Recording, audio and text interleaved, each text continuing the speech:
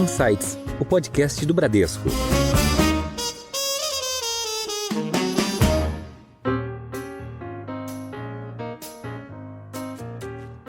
É que o investidor vai começar a encontrar uma diversidade maior de opções de produtos de crédito. Sejam fundos estruturados, fundos incentivados, fundos agro, fundos de infra, e isso vai ser normal, tá? As empresas que acessam o mercado de capitais no Brasil para emitir debêntures, no geral, são empresas realmente muito saudáveis e de grande porte. A gente ainda tem um mercado de capitais muito restritivo para empresas menores.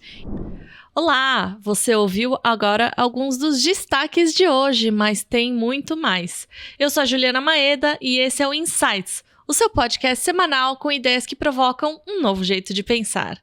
E no programa de hoje, um panorama dos investimentos em fundos de crédito privado. Qual é o cenário, os setores, quais fundos em destaque e o que está influenciando o desempenho das companhias? E para essa conversa, a gente recebe o Alexandre Miller, sócio e gestor responsável pelos fundos de crédito privado da JGP. Miller, muito obrigada pela sua presença hoje. Obrigado pelo convite, é um prazer estar aqui. E também está conosco para essa conversa, nosso segundo podcast juntas, a minha colega Ana Rodella, Head de Crédito Privado da Bradesco Asset. Ana, obrigada pela sua presença novamente. Eu que agradeço, Ju, sempre um prazer estar aqui conversando com você. Obrigada, Ana. Bom, eu queria começar a conversa com uma pergunta para vocês dois, que já são muito versados e têm muita experiência nesse mercado, atuam já há bastante tempo. É um mercado de fundos de crédito privado, que é um mercado que ganhou bastante popularidade, evoluiu bastante nos últimos meses e anos. Eu queria que vocês explicassem para a gente, até para aproximar esse tipo de investimento do nosso público, alguns dos principais conceitos que pairam esse mercado, né? Que para nós que trabalhamos nesse meio pode ser comum, mas até para quem está nos ouvindo pode não ser tão comum, né? Miller, se você puder pegar esse gancho aqui, explicar pra gente o que são os fundos de high grade e high yield, um pouco dos conceitos de spread, até que a gente estava conversando um pouquinho antes, e depois eu volto para Ana também com uma pergunta um pouquinho mais conceitual. Não, legal. Bom, basicamente os fundos de crédito, eles investem em títulos de dívida corporativa, né? São captações de recursos que as empresas fazem com data para serem repagas, né? Como todo empréstimo, e com uma remuneração que, em geral, é calculada como um prêmio ou um spread sobre a taxa de juros do governo, né? A taxa de juros base da economia, livre de risco, que é a Selic ou o CDI, né? Então, essa é a base de investimento desses fundos, né? Fazendo um paralelo até com o mercado de ações, que eu acho que talvez as pessoas tenham mais familiaridade, né? É razoavelmente parecido, né? Os emissores com frequência são o mesmo, né? Por vezes a gente vê ações da Petrobras, da Vale do Rio Doce, a gente também tem títulos de dívida disponíveis para investimento da Petrobras ou da Vale do Rio Doce. A diferença é que a primeira geração de resultado dessas empresas ela é direcionada para o serviço desses títulos de dívida corporativa, desses títulos de crédito. Quanto mais alto é o risco dessa geração de resultado por parte dos devedores das empresas, em geral, maior é o spread, maior é o prêmio de risco que o mercado cobra para financiar essa empresa ou esse projeto, né? Então, são similares em conceitos, diferentes em termos de senioridade, em termos de proteção para quedas, que a gente diz, né? Dado que a gente tem o primeiro acesso ao cash flow das empresas nos títulos de dívida, enquanto que as ações ficam mais suscetíveis a variações para cima e para baixo de resultado. As ações elas acabam sendo servidas pelo lucro líquido das empresas, pelos dividendos, que flutuam muito mais do que o serviço de dívida que essas empresas têm que fazer no mercado. Então tem essas similaridades, e a diferença entre o high grade e o high yield que você comentou ela acaba sendo especialmente o perfil de risco dos devedores, né? O tal do high grade, a gente diz que são os títulos ou o segmento do mercado de crédito que engloba mais as grandes empresas, né? Empresas já estabelecidas, de longo histórico de resultados e por vezes tidas como menos arriscada. E o segmento de high yield tipicamente engloba as empresas mais novas, com histórico de desempenho mais curto ou com riscos inerentes aos seus modelos de negócio, com mais volatilidade de margens por questões competitivas ou cíclicas, e daí vem o maior risco que o mercado percebe. Maior risco, mas potencialmente maior ganho. Potencialmente também, né? Maior ganho, né? É um segmento talvez mais desafiador de ser operado até pelos gestores de crédito, né? Demanda um índice de acerto maior, ali você tem mais eventos de inadimplência, mais eventos de recuperação judicial, então é um segmento do mercado de crédito, eu diria que um pouco mais complexo. Para o grande público é mais comum que as pessoas tenham uma alocação maior em títulos high grade do que em títulos high yield, né? Que acabam sendo percebidos como de risco maior, né? E Ana, os nossos ouvintes que acompanham aqui a gente na Bradesco Asset devem ter ouvido já bastante a gente falar sobre os nossos fundos de infraestrutura, os fundos de agronegócio. Então, eu queria que você explicasse para a gente quais são os atrativos desses tipos de fundos, o que são esses fundos, e também para a gente entrar, quem sabe, um pouquinho no conceito de FDICs também, já que a gente está nesse âmbito mais de explicações. Ju, o mercado de crédito se desenvolveu muito, né, nos últimos anos, e uma característica grande é que surgiu uma diversificação dentro da classe de crédito privado.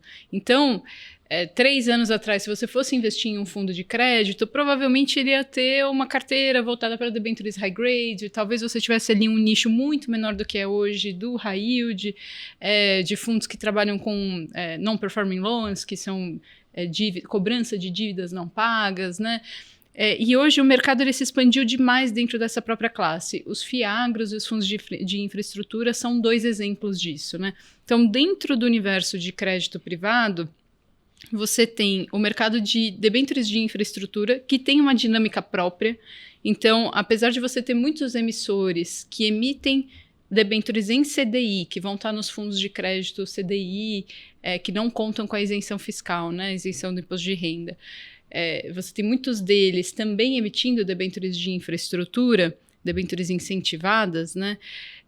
A dinâmica de spread desse mercado é muito diferente. Então, existe uma certa diversificação, sim, para o cliente que tem um fundo de crédito CDI e um fundo de crédito de debêntures incentivadas, porque esses mercados não necessariamente se relacionam, né? Um acaba influenciando um pouco o outro, obviamente o risco de crédito é o mesmo, seja em um, seja em outro, se for a mesma empresa, mas o comportamento dos spreads e do risco de mercado é diferente, né?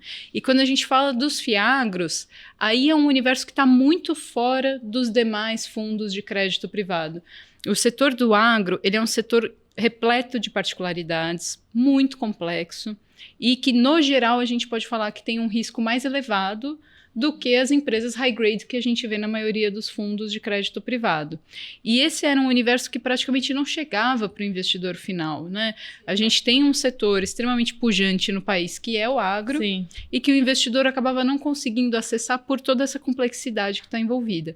E com a chegada dos FIAGROS, foi possível para o investidor comum acessar esse mercado, mas requer muita atenção do investidor qual é o veículo que ele está usando para fazer isso, porque a complexidade do setor continua lá, não é o fato de existir o FIAGRO que some com essa complexidade, né? Você pode criar estruturas que são mais robustas.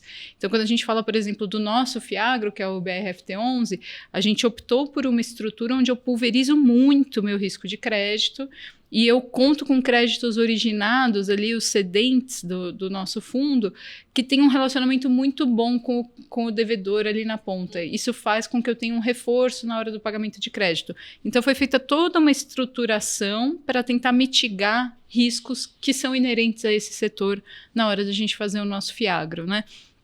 E dentro do setor de infraestrutura, você pode ter tanto as debêntures corporativas, que não vão ter risco de projeto, como você pode vir a ter riscos de projeto mesmo. Uhum.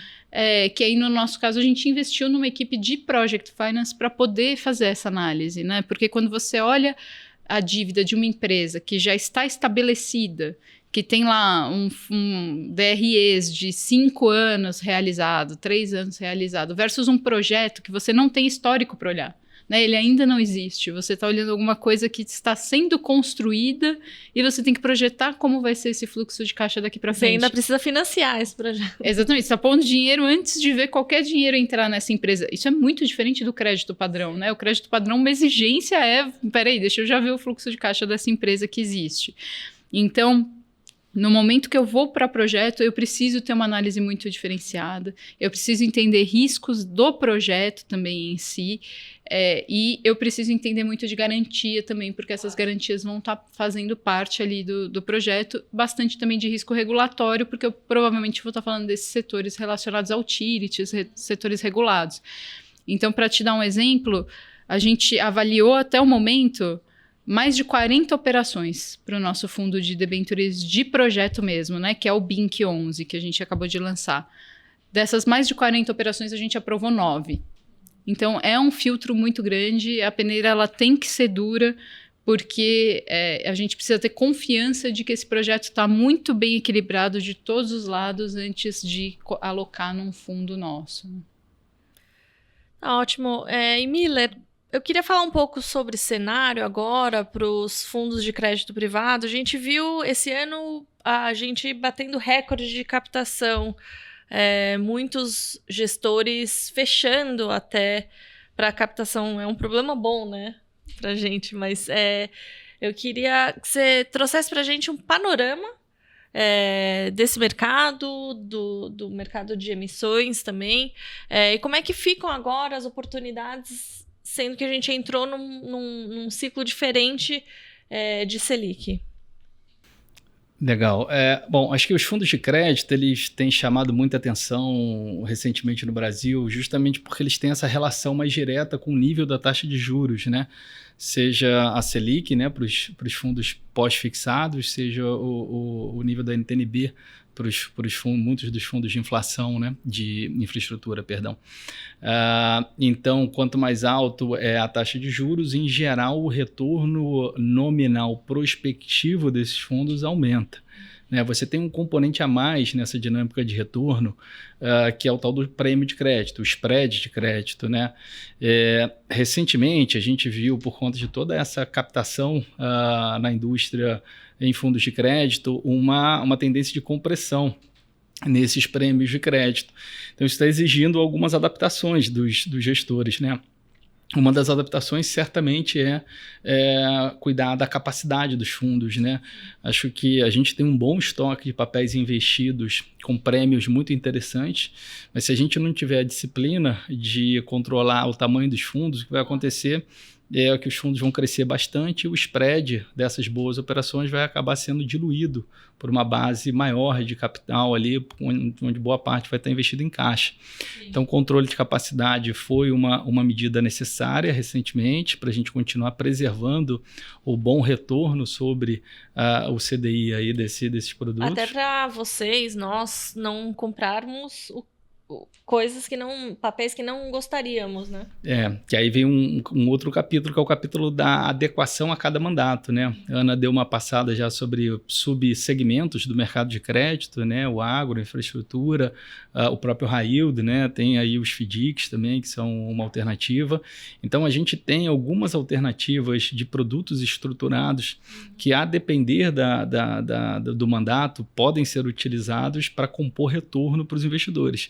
Então, o que vai acontecer, provavelmente, com quem está nos ouvindo aqui, é que o investidor vai começar a encontrar uma diversidade maior de opções de produtos de crédito.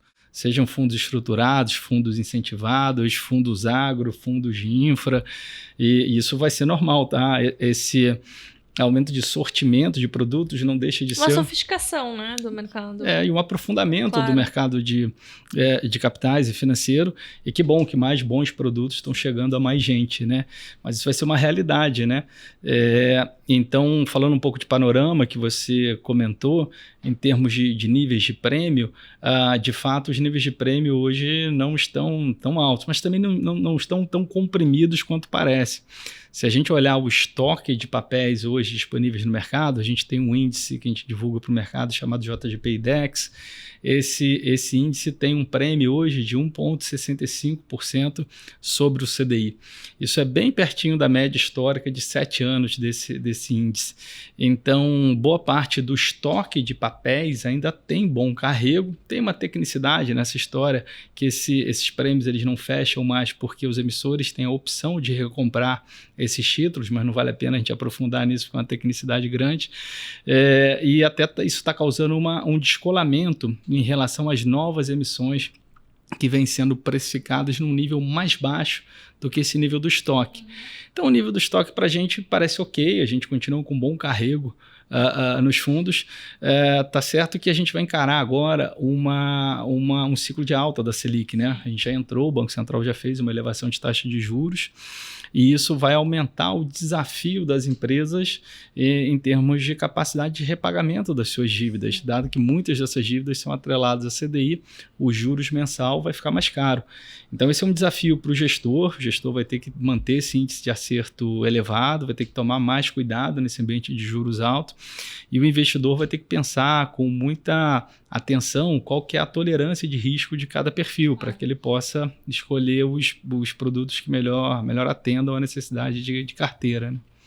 E, Ana, o Miller comentou agora sobre esse novo cenário que a gente entra agora. Como é que está a saúde financeira das empresas? Eu queria também ouvir um pouquinho de você, como é que também está, como é que estão os desempenhos dos nossos fundos, até refletindo ainda esse nível de taxas de juros ainda antigo, e daqui para frente o que a gente espera, dado, enfim, todo o nosso processo de análise de gestão, da nossa gestão ativa, analisando realmente os papéis e as empresas que a gente investe. Certo. Ju, começando pela sua segunda parte da pergunta, né, o desempenho dos nossos fundos. Do ponto de vista de risco de crédito, veio muito bem no ano, né? A gente não teve nenhum evento. 2024 foi um ano muito mais tranquilo do que 2023, sobre esse ponto de vista, mas a nossa seleção de ativos se mostrou bastante acertada. A performance dos fundos, o Solaro ali na casa de 118 do CDI, o Ultra passando um pouco de 120 do CDI, o Debêntures Incentivada 115 do CDI, né? O Debêntures Incentivada CDI 2. Então, os fundos estão entregando rentabilidades muito boas para os cotistas. Eu acho que esse é mais um ano que o cotista de crédito privado, se ele olhar em termos relativos, então, ele tem que estar dando pulos de alegria, né? Foi uma classe de ativo onde valeu a pena a alocação, né? Agora, pensando em cenário macro, a saúde financeira das empresas que compõem a maior parte das carteiras de crédito segue muito boa. A gente fala aqui das empresas, como o Miller mencionou, high grades. Então, as empresas que acessam o mercado de capitais no Brasil para emitir debêntures, no geral, são empresas realmente muito saudáveis e de grande porte. A gente ainda tem um mercado de capitais muito restritivo para empresas menores. Então, isso tem o lado ruim, né, de você não conseguir necessariamente, às vezes, acessar uma empresa que é boa, mas é menor. Essa própria empresa não consegue contar tanto assim com o bolso do mercado de capitais para se financiar. Isso é algo que ainda os reguladores estão tentando descobrir formas de incentivar isso, né? Mas isso traz essa segurança maior do ponto de vista de qualidade de crédito das companhias. O que não significa que todas elas também são ótimas e com risco igual. Tanto que o mercado já fez esse ajuste no valor de várias debêntures, principalmente ao longo dos últimos meses, aí, eu diria do último mês, onde a gente viu o mercado um pouquinho mais estressado de crédito, alguns spreads aumentando, essa reprecificação de alguns papéis, principalmente dos papéis que têm uma qualidade de crédito um pouco mais frágil dentro desse universo muito bom de companhias high grade, né? Quando a gente pega a combinação do cenário macro, né? Juros subindo, inflação ainda num patamar alto e expectativa de desaceleração econômica, essa foi a combinação que fez a gente tirar risco das nossas carteiras lá no segundo semestre de 2022, que se mostrou algo muito acertado no começo de 2023. Então, a gente aqui tem tido muito essa discussão de se não é o momento de, mais uma vez, dar uma limpa na carteira e ficar só realmente nos nomes que a gente tem muita conforto convicção. Mesmo de crédito, porque é um cenário difícil, né? O Brasil, às vezes, ele dá o tal do voo de galinha, parece que vai, mas não vai. Para as empresas é muito difícil lidar nesse ambiente, né? Então, talvez seja a hora realmente de voltar a ficar muito mais seletivo nas carteiras e se preparar para um 2025 que talvez traga algumas surpresas negativas aí de crédito de novo. Até se eu puder complementar essa questão que ela é interessante, olhando para 2025, a gente na JGP respeita muito a correlação entre o ciclo de política monetária e o ciclo de crédito. A gente acha que o mercado de crédito é o conduíte da política monetária, né? Então, quando o Banco Central sobe os juros, o Banco Central está querendo esfriar a demanda agregada. Então, ele está falando assim, olha, empresa, pensa 2 vezes antes de tomar... de emitir uma dívida, porque pode ser que isso fique muito caro. Faça bem a conta. Se você está pensando em fazer um investimento e demandar mais da economia, pensa 2 vezes que vai ficar mais caro esse financiamento. O consumidor pensa 2 vezes antes de financiar o carro, porque a parcela vai subir. Qualquer ideia é você esfriar a demanda agregada e você tentar jogar a inflação para mais perto da meta estabelecida pelo Conselho Monetário Nacional. Então, essa relação, para a gente, ela é muito forte aqui no Brasil. O que a gente vê de diferente, talvez, entre o último ciclo de alta de juros, que foi o ciclo que a gente viveu em 2022 e terminou iniciozinho de 23, os efeitos, é que em 22 a gente fez um ciclo de alta de juros muito agressivo, né? A gente saiu de 2% e foi a 13,75% de Selic. E ali você teve um problema muito grande nos mercados de crédito, porque quando o juros foi a 2%, um volume muito grande de capital começou a fluir para empresas e projetos que não tinham histórico, que não tinham condições competitivas, que não tinham organização de modelo de negócio. E quando esse juros subiu, ficou claro que muitas empresas não paravam de pé e muitos projetos não paravam de pé. Então, a severidade do ciclo de 23, ela conversa muito com a amplitude do ciclo de alta de juros. Agora a gente está esperando um ciclo de alta importante, mas de uma amplitude menor do que foi o último ciclo de 22, né?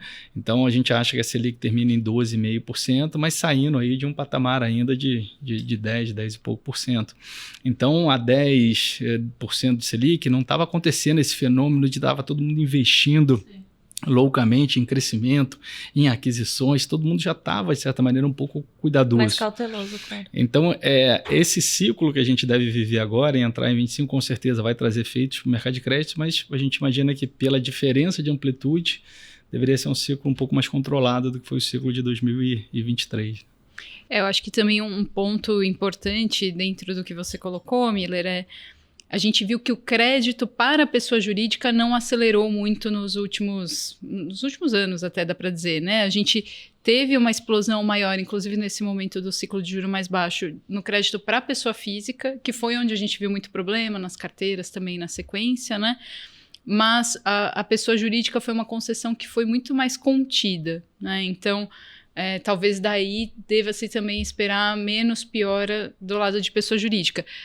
O parênteses que eu faço dentro desse parênteses mercado de capitais estava com muita liquidez, né? E muita liquidez em crédito privado. Então, a gente viu muitas operações ao longo desse último ano frágeis do ponto de vista de estrutura, empresas que tinham cases que não paravam muito de pé ou não faziam muito sentido e que estavam com facilidade para captar.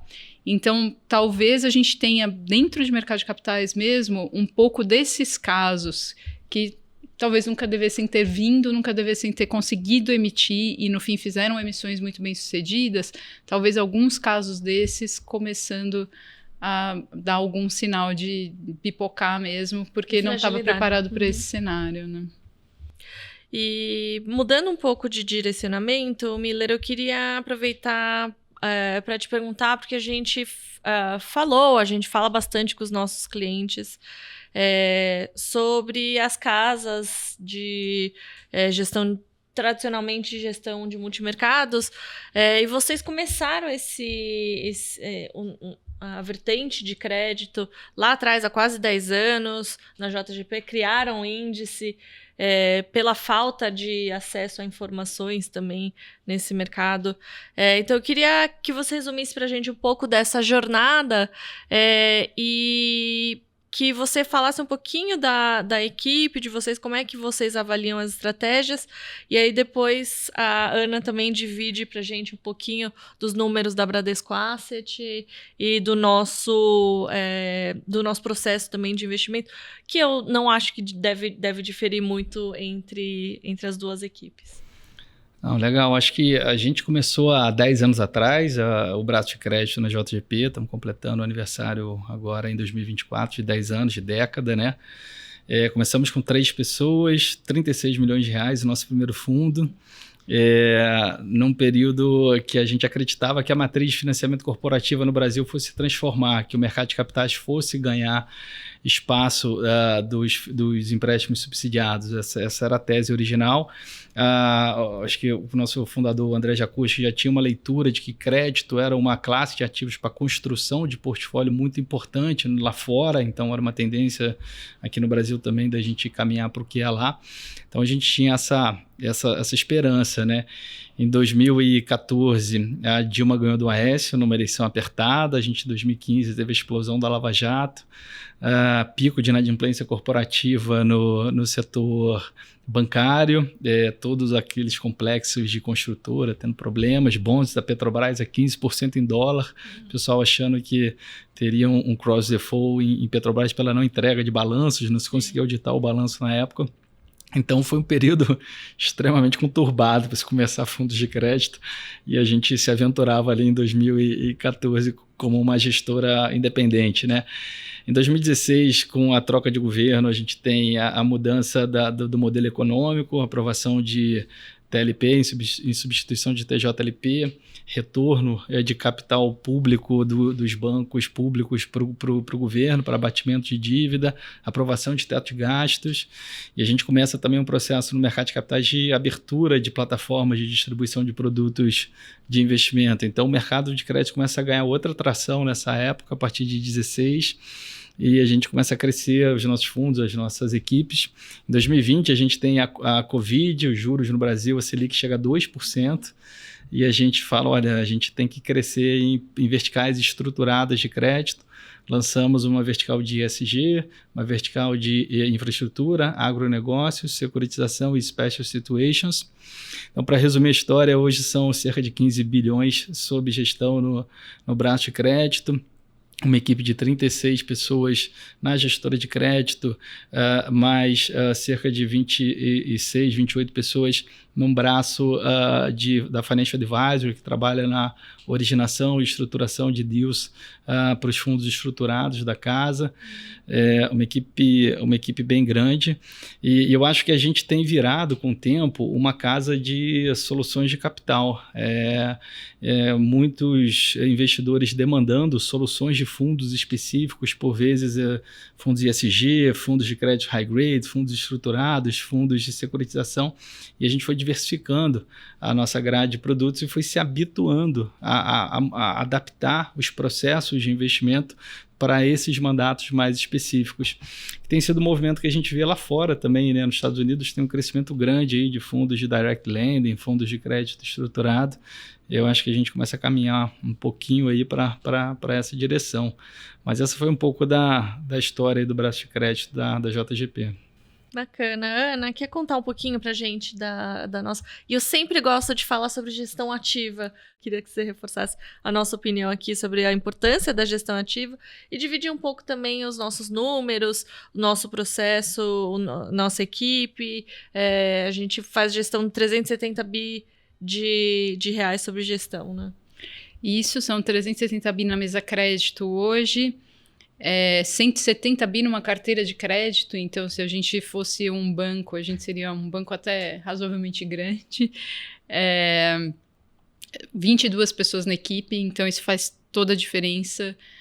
Pessoas de origens diferentes, com histórico de atuação diferente. Então Então, são discussões muito ricas que a gente tem ali na mesa. Acho que o processo passa muito por isso, uma análise detalhada, mas que depois a gente tem uma discussão sempre ampla, com todas as pessoas participando para a tomada mesmo de decisão, né? Isso antes de qualquer comitê e comissão, que são as formalizações que a gente tem, as discussões mais com o time mais sênior do banco ou da própria Bradesco Asset. Então, é uma estrutura que hoje já está bastante azeitada. Quando a gente criou o braço de high yield, de estruturados, foi muito bacana para a equipe, então eu tenho certeza que o Miller vive isso lá também. Conforme você vai montando essas células, são visões diferentes que agregam também para a discussão pontos de vista diferentes. Você começa a fazer esse olhar relativo muito melhor, né? Então, você começa a olhar o seu high grade tendo em mente o que você está olhando ali para o high yield. Poxa, será que isso aqui está fazendo sentido nesse momento? Será que não? Será que essa é a hora de eu soltar um produto high grade ou o high yield está num momento de oportunidade muito maior, né? Também contribui bastante para a discussão. Você mencionou a gestão ativa. Felizmente, hoje em dia, o gestor de crédito consegue ser um gestor ativo de portfólio, né? A gente, por muito tempo, teve que viver ali com o chamado buy and hold. Você comprava uma debênture e ficava com ela até ela vencer na sua carteira. A vida ficou muito mais emocionante depois que o mercado secundário tomou tração. Hoje a Bradesco... Porque significa que antes a gente não conseguia, a gente comprava, mas a gente não conseguia vender, né? Então... Exatamente. Então, às vezes, você comprava um crédito e via que ele estava se deteriorando e você só podia torcer para tudo dar certo, entrar em contato com a companhia, numa assembleia de debenturistas fazer o possível para colocar alguma amarra ali, mas você não tinha uma opção que você tem hoje, que é vender este crédito. Tira isso da minha carteira, porque nesse nível de preço eu prefiro não ter. Né? É uma escolha, assim como pode ser que nesse nível de preço eu prefiro ir para uma assembleia e colocar amarras nesse papel. Hoje você tem essa escolha, né? Então a gestão ativa permite que os gestores se diferenciem mais. Nesse ano a gente já negociou no mercado secundário 24 bilhões de reais, então de fato é um volume muito significativo, né? O fato da gente ser uma casa grande não atrapalha em nada eu gerar alfa para o meu fundo hoje com base na gestão ativa. Então, acho que esse é um ponto muito importante. E outro ponto que eu ressaltaria também de diferencial, acaba influenciando o processo como um todo, né? Mas tanto a área de análise quanto a área de gestão, na Bradesco Asset, a remuneração variável ela é altamente influenciada pela performance dos fundos, né? Então, esse é um diferencial porque muitas vezes a captação, a receita... são fatores muito importantes na remuneração da gestão e da própria análise. E aqui a gente foca muito na performance. Então, o meu gestor e o meu analista, eles estão totalmente alinhados com o meu cotista. Né? Para o meu cotista... Pra evitar a perda o máximo possível. Exatamente. Né? Para eu buscar o melhor risco-retorno. O ponto é esse. Como no fundo de crédito é muito difícil você transparecer para o cotista qual é o risco, a gente não tem uma métrica de risco transparente, fácil, como é vol, né, para um cliente de crédito, cabe muito ali ao gestor entender a nuance do risco-retorno e ter certeza que essa carteira está bem ajustada para isso. Então, para o meu cotista, não importa se eu estou captando mais ou menos. Então, o meu gestor não deveria ser remunerado se eu captar mais ou menos recursos para dentro da asset, né? O que importa é se o meu fundo está performando bem para o risco que ele foi contratado. E as nossas métricas são todas muito alinhadas com isso. E a gente tem uma equipe de gestão, né, dos portfólios, dos fundos, que fazem efetivamente o percentual de alocação, decidem, e o time de análise de crédito, né, que vão analisar todos os papéis. Exatamente. Que dão um parecer e uma nota interna, né, um rating interno para cada risco de crédito de cada empresa que eles avaliam. Miller, quer comentar um pouquinho sobre como é que é o processo de vocês e a equipe de vocês tá dividida? Eu acho que esse comentário que a Ana falou foi interessante, de fato, da complementariedade, né? Então, hoje a gente tem um guarda-chuva que tem equipes que olham segmentos específicos do mercado de crédito, né? Como eu comentei, high grade são grandes empresas, a parte de securitização e high yield, agronegócio, infraestrutura, ESG e special situations. Por vezes eu faço uma analogia que é como se fosse um hospital e com uma série de especialistas. Você tem lá o oftalmo, o anestesista, o cirurgião, todo mundo é médico, né? E todo mundo está preparado para discussões, mas cada um com foco e é muito rico a discussão de como tratar um paciente quando você tem tanta inteligência médica especializada junto, né?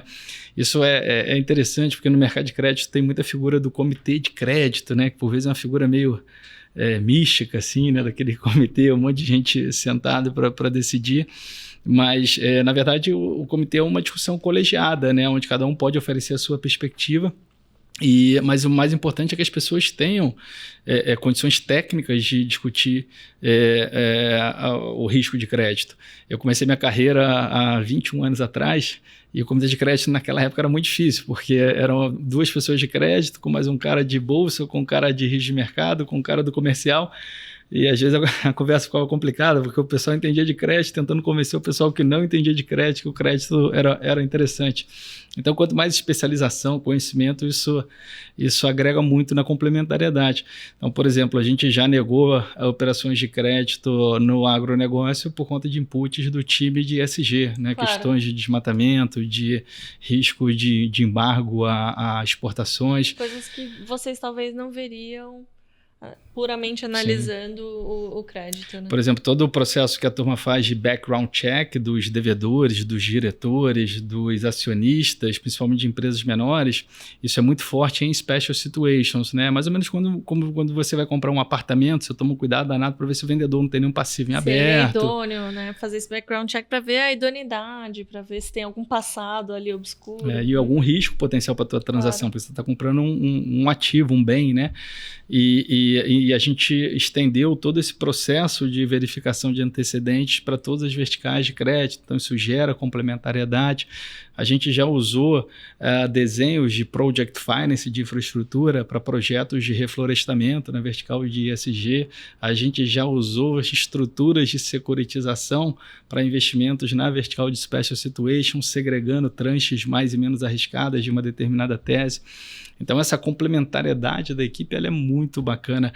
A gente tem uma questão na crédito também que eu sempre me orgulho muito de falar.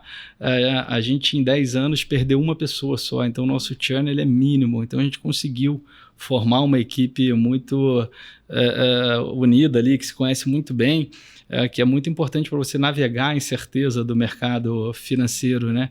Então, não sei se é porque a gente está lá no Rio também, se isso ajuda, mas a gente conseguiu ter conseguido fazer isso. Então, a nossa equipe certamente trabalha de forma muito, muito conjunta.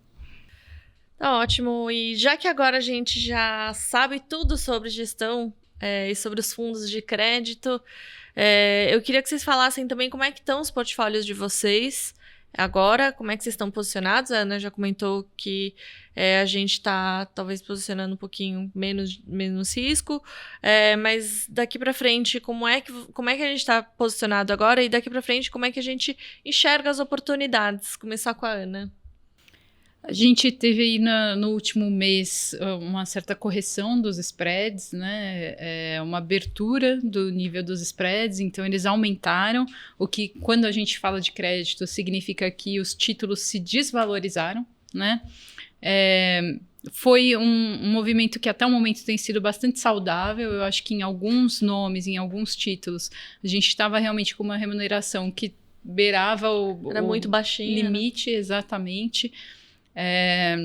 Então, até o momento, o mercado fez um reajuste ali saudável, uma certa correção, talvez ajude para daqui para frente, os próximos meses, terem rentabilidades melhores, né? Então, tendo em vista isso, e um pouco de um movimento que a gente vê de já mais cautela dos investidores, pensando em outros gestores, demanda que a gente tem visto do mercado, né? Para emissões com spreads muito baixos, a gente tem ido para um nível de caixa maior nos nossos fundos, entendendo que deve ter aí oportunidades mais interessantes para os próximos meses. Isso vale tanto para os fundos de infraestrutura, de debêntures incentivadas, né? quanto para os nossos fundos de CDI. Então, estamos bem atentos aí a oportunidades que talvez surjam nos próximos meses, entendendo que até o momento foi um ajuste saudável e contido, o que é incomum, né? A nossa indústria não costuma fazer esses ajustes, assim, essa coisa tão Suaves. Organizada, suave, exato. Até o momento está bem suave, a gente está só colocando um pouco de bala ali no cartucho para quando chegar a hora, alocar um pouco mais. Bacana, Miller. Lá na JSB são algumas estratégias, né? Então, falar de posicionamento aí muda de uma para outra. Mas, assim, primeiro é o espírito que a gente tem. A gente, naturalmente, tem as nossas ideias de posicionamento, mas todo dia que a gente chega para trabalhar, a gente está pronto para se adaptar. A gente, por vezes, acha que o Brasil está caminhando para uma dinâmica fiscal muito complexa, por outra, chega a notícia de potenciais ajustes de corte de custos e trajetória fiscal e taxas de juros terminais, e isso impacta o mercado de crédito como um todo. Então, as coisas mudam todo dia, e o trabalho do gestor é isso, é sentar lá sabendo que vai ter que se adaptar para um lado e para o outro todo dia de trabalho. E agora, falando um pouco das estratégias, dentro do mercado dos fundos de high grade, eu acho que uma atenção grande à adequação de mandato, esses mandatos são orientados para grandes empresas, então não é momento para se buscar um aumento de nível de risco de crédito nesse segmento, que é justamente o segmento mais seguro dos fundos de crédito. Infraestrutura, eu acho que tem que estar atento a escolha pela duration, né, pelo prazo médio da carteira. O nível da NTNB está muito alto no Brasil, então tem que estar atento para uma potencial correção, sim, porque nada sobe para a lua e desce para baixo da terra, então as coisas gravitam um pouco para lá, um pouco para cá. A gente está pensando aqui se vale adicionar um pouquinho mais de duration em termos das NTNBs nas carteiras de infraestrutura, justamente pelo nível da B, mas a gente depende de uma ajuda do nosso governo aí na frente fiscal. Em Special Situations, muitas oportunidades de capital de transição, que são empresas enroladas que a gente precisa prover capital para aprovar um plano de recuperação judicial ou resolver uma estrutura de capital. Em agronegócio, um setor ainda com dificuldades, mas já com sinalizações que para frente deve melhorar, né? A soja deve ter uma safra melhor esse ano, café, cacau, algumas culturas já indo bem. Então, eu acho que essa safra vai refletir num ambiente melhor ano que vem. E securitização tem muita possibilidade bacana para fazer. Muitas estruturas de financiamento que a gente consegue trazer para dentro de FDICs e otimizar o balanço de empresas. Então, ali é um trabalho mais de alfaiateria, caso a caso, é difícil generalizar.